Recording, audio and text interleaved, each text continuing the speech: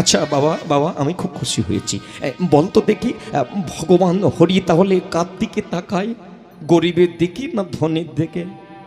মহারাজ table নিয়ে চলে যান, দুধের গ্লাস নিয়ে চলে যান, একটা মোমবাতি আর একটা দেশলাই নিয়ে আসুন, বাকি প্রশ্নের উত্তর হবে।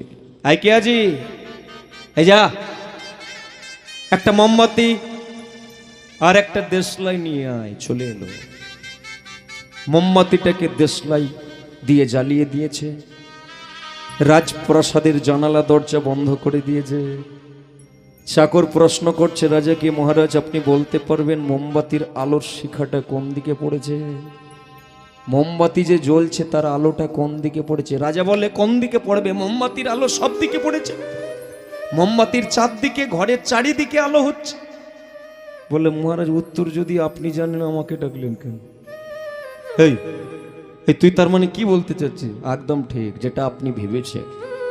মোমবাতির আলো যেমন পড়ে সব দিকে পড়ে, জানেন মহারাজ, সূর্য যখন ওঠে, সূর্য যখন আলো দেয়, গরিব দেখে নয়, ধনী দেখে নয়, গরিবের মাথাতেও পড়ে, ধনীর মাথাতেও পড়ে। বৃষ্টি যখন হয়, বৃষ্টি বাড়ির ছাদে পড়ে, টালির চালে পড়ে, আবার মাটিতে পড়ে। টালির চালে যখন পড়ে সে উঁচু ধরতে পারে না, টালিতেও পড়ে, ছাদের উপরে পড়ে, মাটিতে পড়ে, আবার পুকুরেও পড়ে। টালির চাল উঁচু বলে ধরতে পারে না, গড়িয়ে মাটিতে পড়ে যায়। মহারাজ ছাদের উপরে যখন বৃষ্টি পড়ে ও উঁচু ধরতে পারে না, পাইপ দিয়ে নেমে মাটিতে পড়ে। কিন্তু মাটিও ধরতে পারে না, কেন পারে না? কারণ নালা দিয়ে গড়িয়ে পুকুরে পড়ে। তাহলে বৃষ্টির জল ধরে কে? ধরতে সেই পারে। জানেন মহারাজ, নিচু যে হতে পারে পুকুর ধরে। কেন ধরে? কারণ পুকুর নিচু। একই রকম পুকুর নিচু বলে জল ধরতে পারে। ভগবানের দৃষ্টি ঠিক, কি গরিব, কি দিন, কি হীন, কি নীচ, কি দলিত, অবহেলিত, লাঞ্ছিত, বঞ্চিত, গলিত, পীড়িত, কাউকে বিচার করে তার দৃষ্টি নয়, সকলের উপরে পড়ে। ধনীর ওপরেও দৃষ্টি পড়ে, গরিবের ওপরেও পড়ে। কিন্তু যারা উঁচু তাদের মাথায় ভগবানের দৃষ্টি পড়ে, উঁচু বলে গড়িয়ে পড়ে। যারা নিচু, নত হয়ে বিদ্যা দদাতি বিনয়ম শ্রদ্ধার সঙ্গে গোবিন্দ তোমার হলাম বলে যারা একটু কাঙাল হতে পারবে, তার মাথাতে পড়ে। পরে সবার ওপরে ধরতে তারা পারে, নিচু হতে পারে যে।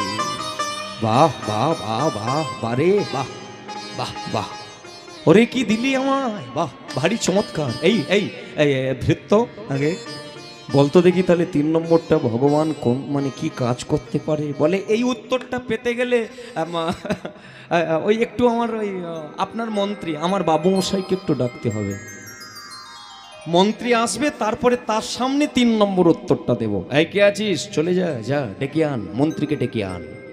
ভক্তমণ্ডলী মায়েরা সবাই মিলে জয়ধ্বনি করবেন। মন্ত্রীর বাড়িতে পৌঁছে গেছে রাজকর্মচারীগণ, কারণ মন্ত্রী গেলে তবে উত্তরটা হবে। প্রেম সে বলো মন্ত্রী মশাইয়ের জয় হোক, জয় হোক, মন্ত্রী মশাইয়ের জয় হোক, জয় হোক। আর সে মন্ত্রী তখন মানে কি বলবো, সে তো হাফ শুকিয়ে গেছে, সে জানে চাকর গেছে, মরে গেছে, এবার আমার ডাক পড়েছে, আমাকে মরতে হবে। কি হলো, তোমরা তাহলে এসেছো কেন? তাহলে আমার ডাক পড়েছে, চাকর কি তাহলে মারা গিয়েছে? বলে মন্ত্রী মশাই তা বলতে পারবো না, তবে আপনি চলুন, আপনার ডাক পড়েছে।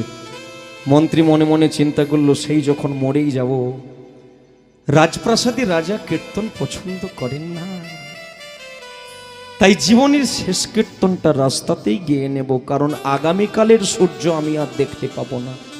ভক্তমণ্ডলী মায়েরা, এই জায়গাটাই সকলকে বলছি, একটু শক্ত করে বসুন আর হাতে তালি দিয়ে আমাদের সঙ্গে সঙ্গে বিরহ কীর্তন। জীবনের শেষ দিন যদি কেউ জানতে পারে আজকে আমার মৃত্যু, বিছানায় শুয়ে শুয়ে যদি কেউ জানতে পারে আজকে আমি মরে যাব, সেদিন তার মুখ দিয়ে এই কীর্তনই বেরোবে।